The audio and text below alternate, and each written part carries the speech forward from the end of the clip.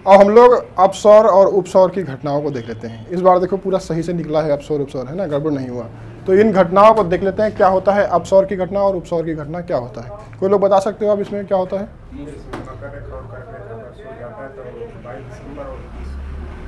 नहीं, हाँ कुछ कुछ तुम सही बता रहे हो लेकिन कुछ कुछ गलत भी है ना। फिर वही बात तुम यहाँ पे कह सकते हो कि सब में सब नहीं होता है ना। तो इतना होता है, इतना बहुत बताने करने के बहुत धन्यवाद तुम्हारा। तो उपसौर और अपसौर की घटनाओं को देखते हैं। ये हम यहाँ पे कुछ बना रहे हैं, तुम लोग बताना ये क्या बनाया हमने। पृथ्वी है ये? नहीं, गोला है ये। क्या है ये? और ये गोला मिट चुका है। अब दोबारा से बनाएंगे, इधर थोड़ा हट के। ये हमने क्या बनाया है? ये एक गोला है। और इधर भी एक बनाएंगे, ये एक दूसरा गोला है। एक और बना ले, ये एक, नहीं ये गलत हो गया। इसको थोड़ा क्या करते हैं, बड़ा बना दें, बोलो। ये एक तीसरा गोला है। तो ज़्यादा बड़ा नहीं बनाएंगे, बोर्ड में आ नहीं पाएगा। ये है एक्चुअली सूर्य। क्या है ये? और सूर्य बहुत बड़ा है, बोर्ड में आ नहीं पाएगा। तो इतने से मान लेते हैं कि ये सूर्य है। और ये दो पृथ्वी हैं। पृथ्वी कितनी है? हाँ, पृथ्वी कितनी है? दो। बताओ हम किस वाली पृथ्वी पे हैं? दोनों पे हैं। मतलब एक पैर इधर है, एक पैर इधर है, ऐसे खड़े हुए हैं। बीच में सूर्य है, नीचे से ऐसे फोकस लग रहा है। हाँ वही तो। हाँ एक्चुअली में क्या है, जो पृथ्वी है इसका चक्कर लगा रही है। हमने कहा ना दीर्घवृत्ताकार चक्कर लगा रही है। तो ये चक्कर कुछ ऐसे होगा, बोलो ऐसे होगा कि नहीं होगा?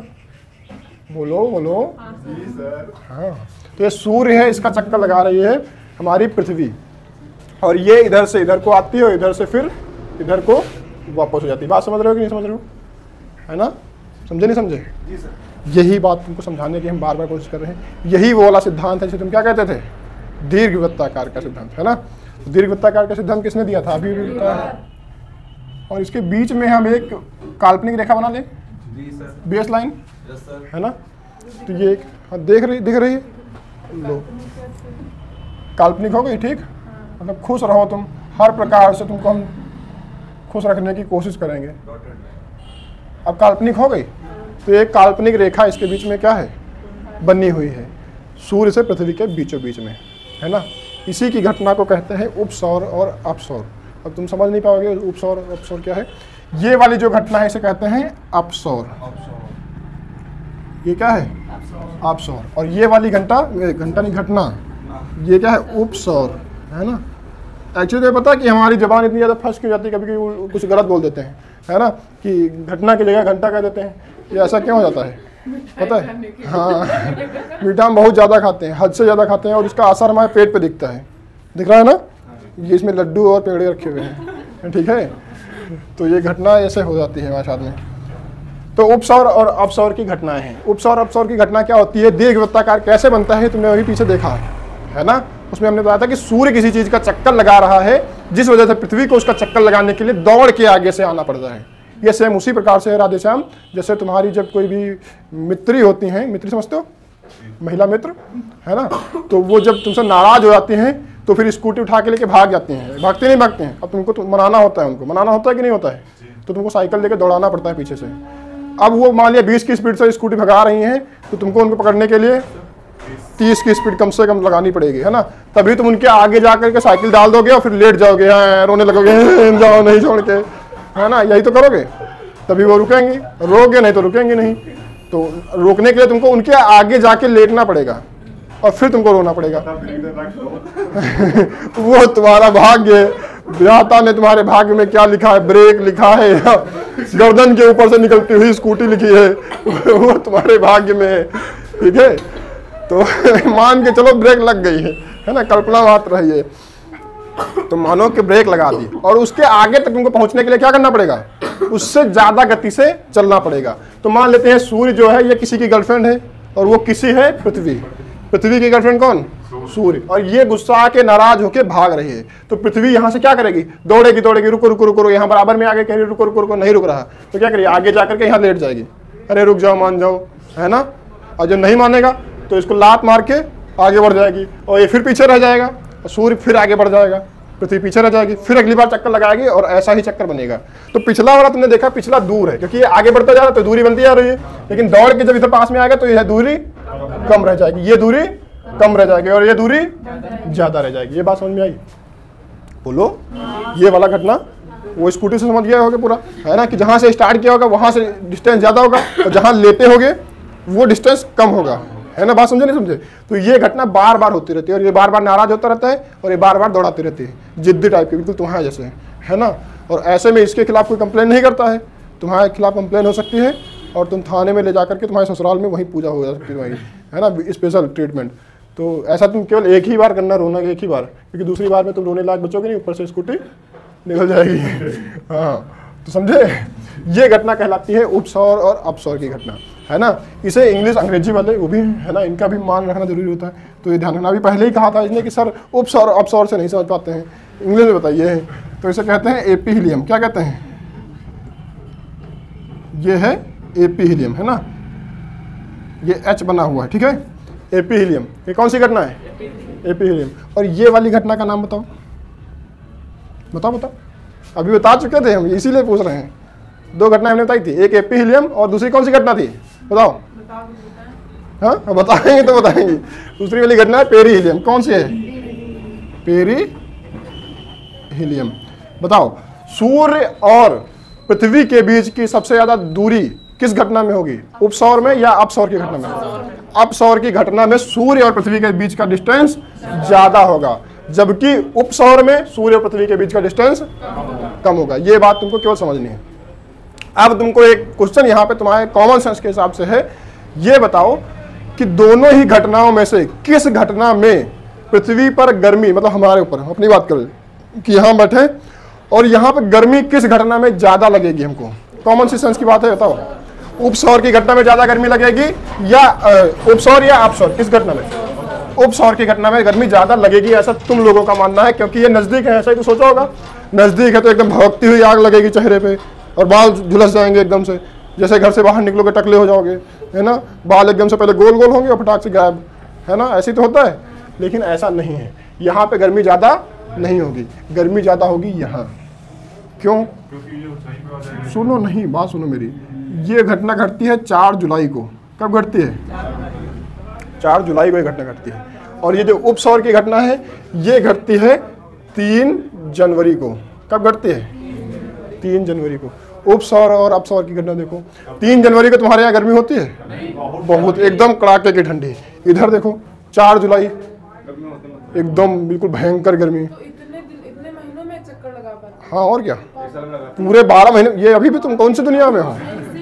अभी तुमको जब उसमें पढ़ाया था तो हमने बताया था, कैलेंडर पढ़ाया था, बताया था 12 महीने में चक्कर लगाती है। फिर भी तो 12 महीने क्या 6 महीने में घटना इधर घटी, 6 महीने में इधर, मतलब 6 महीने में इधर आएगा और 6 महीने में इधर फिर वापस भी तो जाएगा। तो 6 महीने मिला करके पूरा 1 साल की घटना हो गई, है ना। तो 4 जुलाई को देखो एकदम भयंकर गर्मी होती है, जबकि सूर्य से बहुत दूर पर पृथ्वी है। क्या है? सूर्य से काफी दूरी पर पृथ्वी है। लेकिन जब दूरी कम हो जाती है तब ठंडी भी हो जाती है। ऐसा क्यों होता है? यही तो बताना है, ऐसा क्यों होता है। तुम लोगों ने बार बार पढ़ा, हमने बार बार बताया, लेकिन तुम लोग बार बार अपना क्या करते हो, दिमाग घर पे रख के आते हो। ये क्या है? बोला, पृथ्वी है ये। क्या है ये? क्या हो गया? ये झुकी हुई है, कितना झुकी हुई है? 23.5 डिग्री झुकी हुई है ना। इसमें क्या है, एक ऐसा बना हुआ है जो इसका क्या है, भूमध्य रेखा, बीचों बीच से निकली हुई रेखा क्या है, ये भूमध्य रेखा है ना। अब हमको पता है कि भूमध्य रेखा में हम लोग किधर, भूमध्य रेखा के उत्तर साइड में है, दक्षिण में है? उत्तर में पता है, हमको पता है भूमध्य रेखा के उत्तर में, मतलब ऊपर वाली साइड पे है। ये उत्तरी ध्रुव हो जाएगा और ये दक्षिणी ध्रुव। तो हम लोग उत्तर में है कि नहीं? उत्तर में भी अगर पूछा जाए उत्तर में पूरब में हो या पश्चिम में, तो थोड़ा पूरब में है, तो हम मान लेते हैं हम यहाँ पे कहीं हैं। सोचो, यही है कहीं, है ना। बात समझ में आई इतनी? ये वाला इतना झुकी हुई है पृथ्वी और ऐसे घूम रही, रोटेट कर रही इधर की तरफ, ऐसे घूम रही बार बार, है ना। ये घटना दिमाग में रखना और इसी घटना से सारे जितने भी डाउट थे वो सही समझ में आ जाएंगे। अब हम पृथ्वी को ऐसे काट दें, ये वही पृथ्वी है तुम्हारी, 23.5 डिग्री झुकी हुई है। ये इसकी क्या है, भूमध्य रेखा है, भूमध्य रेखा है। हम लोग कहाँ पे हैं, यहाँ पे। और ये तुम्हारी जो लाइन है यहाँ से निकल गई। अब इधर से निकलने वाली लाइट पड़ेगी इस पे कि नहीं पड़ेगी, तुम्हारे भारत देश पे सामने से पड़ेगी, पड़ेगी नहीं पड़ेगी? तो ऐसी कंडीशन में क्या होगा, खूब गर्मी पड़ेगी, पड़ेगी कि नहीं पड़ेगी? एकदम भयंकर, क्योंकि इसकी किरणें सामने से पड़ रही हैं इस वाली जगह पे, जो क्या है, भारत है तुम्हारा। उत्तरी गोलार्ध में भी, पूरब में हमारी स्थिति है भारत की, पृथ्वी थोड़ा 23.5 डिग्री झुकी हुई है, जिस वजह से क्या होगा, पूरा दिन यहाँ पे गर्मी पड़ती रहेगी। जब इधर होगी, जब घूम के पीछे चली जाएगी तो यहाँ पे इधर गर्मी तो पड़ेगी नहीं, क्योंकि पीछे साइड का है, तो रात हो जाएगी। ठीक है, तो क्या हो जाएगा, रात हो जाएगी। सामने रहेगा तो दिन, और भयंकर दिन रहेगा, एकदम से सर पे सूरज, मतलब क्या कहें, एक शब्द है हमारे अंदर लेकिन बताएंगे नहीं, कैसी गर्मी है ना, वैसी गर्मी। हाँ, अंगारे बरसाने वाली गर्मी है ना। कितने देखो सब लोग कितने अच्छे अच्छे वर्ड देते हैं। अब देखो सेम ऐसे इधर भी काट दें, है ना, और इधर भी हम लोग क्या बना दें, ये एक बना दें भूमध्य रेखा, और इधर भी हम लोग कहाँ पे होंगे, यहाँ पे होंगे, और इस बार ये क्या घूम के इधर से निकल जाएगी। तो सूर्य की किरणें कहाँ पड़ेंगी, इस पे डायरेक्ट पड़ेंगी क्या, बोलूं, इस पे तिरछी किरणें पड़ेंगी। इसलिए तुम देखते हो कि लगभग शाम के कहीं 1-2 बजे थोड़ी सी धूप निकली, है ना, लगभग दोपहर भी जो ढलने वाला होता है 1-2 बजे, शाम को नहीं, शाम नहीं कह सकते, लेकिन दोपहर में भी, दोपहर ढलने लगता है, तो 1-1:30 बजे, 2 बजे, 2:30 बजे ऐसे, तब हल्की हल्की धूप निकलती है। क्यों? क्योंकि पृथ्वी 23.5 डिग्री अपने अक्ष पे झुकी हुई है, और ऐसी कंडीशन में नजदीक होने के बावजूद भी हमारे यहाँ ठंडी होती है। तुम्हारा क्वेश्चन? हाँ, झुके होने का कारण क्या, देखो हम लोग बताते हैं। एक्चुअली में झुका होना कुछ नहीं है, जो तुम सीधे देख रहे हो ना, ये एक्चुअली में ऐसा चक्कर लगाती है, हल्का थोड़ा इलिप्टिकल है चक्कर, जो ये थोड़ा ऊपर नीचे की ऐसे चक्कर है ना, और उसी बेसिस पे वो घूम रही है। अगर ये बराबर चक्कर घूम रही होती तो ये एक्सिस भी सीधा होता, ठीक है, क्योंकि ग्रेविटेशन फोर्स लग रहा है। तो ये अगर सीधा चक्कर जैसा हमने बनाया है, अगर ऐसा होता तो सीधा सीधा ये घूमती, लेकिन थोड़ा ये ऐसे घूम रही ग्रेविटेशन फोर्स, इस पे थोड़ा ऐसा लग रहा है, इस वजह से वो उसी बेसिस के हिसाब से उतना झुकी हुई, जितना एक्सिस उसका है, जितना ये बेसिस ऊपर, तुमको ऐसे समझो, बेसिस के चक्कर में तुम्हारा थीसिस हिल जाएगा, है ना, थोड़ा समझो, बाकी लोगों को बता देते हैं। तुमने पूछ दिया संसार के कल्याण हो, तो तुमने बहुत ही उत्तम प्रश्न पूछा है ना। तो ये सूर्य है और ये पृथ्वी है, और ये ऐसा चक्कर लग रहा है, बात समझे, इस वजह से इस हिसाब से सीधा है, लेकिन जब हम वास्तविकता में देखेंगे तो क्या है, हमारे हिसाब से हल्का तिरछा है। अब बात समझ में आई, ये इस वजह से हल्की झुकी हुई है ना, बिल्कुल सारे ऐसे ही हैं, ठीक है सबकी। लेकिन अपने अपने क्या होता है ना कि एक तुम जो ग्रह देखते हो ना, सुनो हम लोग बताते हैं, जो सारे ग्रह है ना, उसको थोड़ा 3D में सोचो, 2D में मत सोचो, है ना। तो सीधाई में नहीं है, एक सीध में नहीं है, कोई नीचे है कोई ऊपर है, कोई नीचे है कोई ऊपर है। तुम देखते हो ना सारे ग्रह जो तुम्हारी किताब में बने होते हैं ना, एक के बाद दूसरा, दूसरे के बाद तीसरा, ऐसे बने होते हैं। ऐसा है तो एक के बाद दूसरा है, लेकिन एक यहाँ पे हो सकता है, दूसरा यहाँ पे हो, तीसरा यहाँ पे हो, ऐसे हो सकते हैं, है ना। तो 3D में, तो इसलिए इस वजह से सबके एक्सेस थोड़ा अलग अलग है, झुकाव अलग अलग है, हल्का। नहीं सर, ये कह रहे हैं सब पे ग्रेविटेशन फोर्स होता नहीं है। हाँ, सब पे ग्रेविटेशन फोर्स है नहीं, ग्रेविटेशन फोर्स सब पे नहीं है, तो परिक्रमण कैसे करेंगे सूर्य का, है मतलब सब पे ग्रेविटेशन होगा, ग्रेविटेशन की वजह से ही तो परिक्रमण होता है। हमने कहा कोई भी चीज किसी चीज का परिक्रमण कब करती है, जब उसमें कोई आकर्षण बल लग रहा था। कोई तुमने साइंस में पढ़ा होगा कि बिना कोई बाह्य बल लगाए हुए कोई भी चीज अपने जगह से हिलती तक नहीं है। न्यूटन का फर्स्ट लॉ है ना, जड़त्व का नियम, कि जब तक कोई बाह्य बल लगाया नहीं जाएगा तब तक वो अपनी जगह से हिलेगी नहीं। ये सारी जगह चक्कर लगा रहे हैं, हिल क्या रहे हैं, दौड़ रहे हैं, भाग रहे हैं इतनी स्पीड से, तो कोई ना कोई बाह्य बल लग रहा होगा। वही बाह्य बल है गुरुत्वाकर्षण का बल।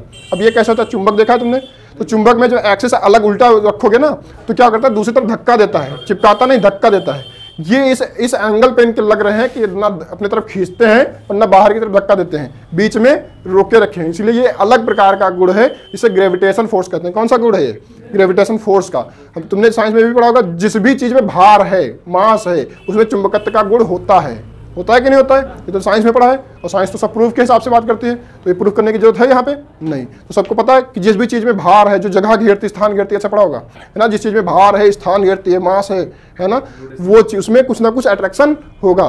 वही अट्रैक्शन फोर्स की वजह से पृथ्वी आपस में एक दूसरे में बंधी हुई है सूर्य से, और इनका फिक्स दूरी है, ठीक है, दूरी वो कम ज्यादा नहीं होती। उसी वजह से सूर्य आगे बढ़ता रहता है, अपने ग्रेविटेशन की फोर्स की वजह से पृथ्वी को भी खींचता रहता है, और इतना ज़्यादा फोर्स लगता है तो वो घुमा देती है एकदम से। बात समझ रहे हो, वो वाला सिस्टम है। बात अब समझ में आई थोड़ा थोड़ा, है ना। देखो कहाँ से कहाँ, दो यहाँ से कहाँ आ गए हम, ऐसा कुछ गाना होता है ना। कौन सुनाएगा गाना, कौन सुनाएगा जी? हाँ तो पूरा सुनाओ। ये बात समझ में आई, उपसौर और अपसौर की घटना, है ना। तो किस घटना के कारण तुमसे अगर पूछा जाए कि दिन और रात होते हैं, बताओ। उपसौर और अपसौर की घटना के कारण ही दिन रात होते हैं। अगर तुमसे पूछ दे परिक्रमण की वजह से दिन रात होते हैं या घूर्णन की वजह से दिन रात होते हैं, ये जो घूमता है पूरी पृथ्वी का, सूर्य का चक्कर लगाती है पृथ्वी, से कहते हैं परिक्रमण। क्या कहते हैं? ये परिक्रमण है। ये क्या है? परिक्रमण है ना। जो पृथ्वी अपने जगह पे घूमती, पृथ्वी तो हमने कहा ऐसे घूमती है अपनी जगह पे, और ये जो घूमती है इसे घूर्णन कहते हैं। क्या कहते हैं? इस वाले अक्ष के आधार पर जहां पे भी पृथ्वी अपने जगह पे भी घूमती लट्टू के जैसे, उसे घूर्णन कहते हैं। तो तुमको बताना है ऐसे जो चक्कर लगाती है परिक्रमण वाला, उसकी वजह से दिन रात होते हैं, या जो अपनी जगह पे ऐसा चक्कर लगाती है उसकी वजह से होता है। तो घूर्णन की वजह से दिन रात होते हैं, क्योंकि यहाँ पे भी है तो भी दिन रात होंगे ही होंगे, यहाँ पे भी होगी तो भी दिन रात होंगे, यहाँ पे भी होगी तो भी दिन रात होंगे ही होंगे। बात समझ रहे हो? है ना। वैसे तो फिर अब बात आती 6 महीने वाली, इनके दिमाग में आ गया, देखो बता देते वो भी। एक तुमने सुना होगा कि ध्रुवों पर 6 महीने के दिन और 6 महीने की रात होती है। अब तुम इसको देखो, ये पृथ्वी चाहे घूम के यहाँ आ जाए चाहे यहाँ आ जाए, इस पे बराबर इसका लाइट रहेगी, और जैसे ये घूम के इधर आएगी तो अब नीचे ये उत्तरी ध्रुव है, ये क्या है? इसको उत्तरी ध्रुव कहते हैं, उत्तरी ध्रुव है ना। और ये क्या है? ये दक्षिणी ध्रुव है ना। तो जब तक ये इधर इतने वाले पोर्शन के इधर रहेगी, तब तक इधर उत्तरी ध्रुव पे फोकस इसका लगता रहेगा, है ना। और जैसे ही इधर आ जाएगी तब ये दक्षिणी ध्रुव पर लगेगी। इधर लाइट लग रही क्या? नहीं। तो इधर लाइट नहीं लगती, इस वजह से लगातार 6 महीने तक दिन और रात होते हैं ध्रुवों पर। ये बात भी यहीं से आती है, उपसौर और अपसौर की घटना से। ठीक है, ये हो जाएगा। बीच वाली जो लाइन है, कभी कभी इसको भी पूछ लिया जाता है, जो काल्पनिक रेखा हमने बनाई थी ना, पूछ दिया जाता है कि उपसौर और अपसौर के बीच में बनने वाली काल्पनिक रेखा का नाम क्या है? तो इसे कहते हैं एपिसाइड लाइन। क्या कहते हैं? अब हिंदी वाले मत पूछना कोई लोग, है ना। एपिसाइड लाइन, है ना। इस लाइन को क्या कहते हैं? काल्पनिक रेखा को एपिसाइड लाइन कहते हैं। अब बात आती है कि ये जो दूरी है, अभी हमको पता नहीं है सूर्य और पृथ्वी के बीच में दूरी यहां से निकाल सकते हो तुम लोग? बताओ, सूर्य से पृथ्वी के बीच की दूरी निकाल सकते हो? कोई लोग निकाल सकते हो तो निकाल के बताओ। अरे हमने बताया नहीं है खगोलीय इकाई। हाँ, तो वही तो है खगोलीय इकाई। क्या बताया था? सूर्य से पृथ्वी के बीच की दूरी खगोलीय इकाई कहती जाती है ना। यहां लिख दे खगोलीय इकाई। खगोलीय इकाई बताओ, खगोलीय इकाई कितनी है बताओ। अब हम मारेंगे अगर कोई बता नहीं पाया तो। खगोलीय इकाई की दूरी कितनी है? खगोलीय इकाई था ना। हाँ, इसका बताओ। हाँ, कोई नहीं याद किसी को? हाँ, ऐसे निकल गया फिर एग्जाम तुम लोगों का। 14,95,000 और 97 नहीं 14 करोड़ है। 14 करोड़ 95 लाख 97,000 किलोमीटर की दूरी क्या कहलाती है? खगोलीय इकाई। और खगोलीय इकाई का मतलब ही होता है सूर्य से पृथ्वी की दूरी। सूर्य से पृथ्वी की बीच की, हाँ, पृथ्वी के बीच की औसत दूरी। दूरी नहीं, दूरी और औसत दूरी में अंतर है। देखो क्या, ऐसे तो तुम डिस्टेंस निकाल ही नहीं सकते, कभी दूर है कभी ज्यादा है, तो क्या यहां से यहां तक निकालोगे? ये पृथ्वी से पृथ्वी, तो पृथ्वी से पृथ्वी की दूरी हो जाएगी। इधर एक साइड से उपसौर से अपसौर की घटना के बीच की दूरी, है ना, उसकी बात तो हो ही नहीं रही है। अब क्या करना होगा तुमको? सूर्य से पृथ्वी की दूरी निकालनी पड़ेगी। तो यहाँ पे इस कंडीशन में तो कुछ अलग दूरी निकलेगी, यहाँ पे है तो कुछ अलग दूरी निकलेगी। तो ऐसी कंडीशन में तुमको दूरी निकालने के लिए क्या करोगे? इन दोनों ही दूरियों को जोड़ दोगे और 2 से भाग कर दोगे, तब जो निकलेगा वो तुम्हारा निकलेगा खगोलीय इकाई या सूर्य से पृथ्वी के बीच की औसत दूरी। औसत ऐसे ही तो निकालते हो। बात समझ में आई? तो दोनों के बीच की दूरियों को जोड़ दो। मान लो अगर ये कितना है, ये 20 किलोमीटर है, मान लेते हैं, मानना है ना, ऐसे मत कह देना कि सर 20 किलोमीटर में कैसे हो जाएगा, इतने में तो जल जाएंगे, भूल जाएंगे, है ना। और ये कितना है? 10 किलोमीटर मान लेते हैं। तो औसत दूरी निकालने के लिए क्या करेंगे? 10 + 20/2 बराबर कितना निकला जाएगा? 15 किलोमीटर दूरी औसत निकल आएगी। उसी हिसाब से ये निकाला गया है। बात समझे कि नहीं समझे? तो इसको अगर 2 गुना कर देंगे तो क्या आ जाएगा? हाँ हाँ, क्वेश्चन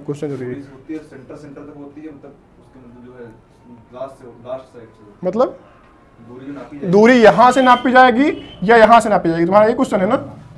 दूरी यहीं से नापोगे। हम तुमसे कह दें कि कोथावा से बेनीगंज के बीच की, कोथावा बेनीगंज बाकी लोगों को नहीं समझ में आया तो देखो इसे कह दें कि उत्तर प्रदेश से महाराष्ट्र के बीच की दूरी कितनी है, तो क्या उत्तर प्रदेश की राजधानी लखनऊ के बीच से नापोगे और वहाँ पुणे तक नापोगे, मुंबई तक नापोगे, कहाँ पे नापोगे? तो अगर डिस्टेंस देखोगे ना तो यहीं से नाप लोगे, क्योंकि जहाँ से पहुँचोगे, जहाँ पहुँच है। हाँ ठीक है, क्योंकि इसके सेंटर से थोड़ी ना नापेंगे, ये दूरी इसके बीच की है। ठीक है, बात समझे नहीं समझे? अगर तुमसे कह दिया जाए अपने घर से कुथावा पहुंचो, तो अगर जहां से कुथावा शुरू हो रहा है ना, बोर्ड लगा था ना वहां पे, तो वहां से अगर तुम वहां पहुंच गए तो भी तुम कुथावा में ही हो।